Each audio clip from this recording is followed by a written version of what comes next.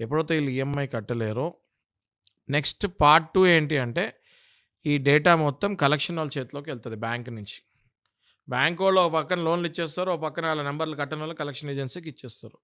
Collection agency అక్కడి నుంచి ఒక పెద్ద మాఫియా అది. ఒక పెద్ద మాఫియా. అంటే వీళ్ళు ఆర్‌బీఐ గైడ్‌లైన్స్ ఫాలో అయ్యి ఇంటికొచ్చి మర్యాదపూర్వకంగా ఐడీ కార్డ్ చూపిచ్చి పద్ధతి ప్రకారం మార్నింగ్ 8 నుంచి ఈవినింగ్ 7 లోపు రావాలి.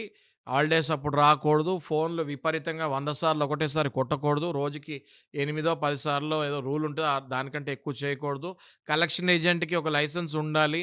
కలెక్షన్ ఏజెంట్ ఎగ్జామ్ క్వాలిఫై అవ్వాలి. మినిమమ్ 10థ్ పాస్ అయి ఉండాలి. క్రిమినల్ హిస్టరీ బ్యాక్‌గ్రౌండ్ ఉండకూడదు. మర్యాదపూర్వకంగా మాట్లాడాలి. ఫోటోలు తీయకూడదు. లేడీస్‌తో గట్టిగా మాట్లాడకూడదు. అసభ్యంగా ప్రవర్తించకూడదు. ఒక్క కలెక్షన్ ఏజెంట్ కూడా నేను చెప్పిన రూల్స్‌లో 20% కూడా ఫాలో అవ్వట్లేదు నాగరాజు గారు.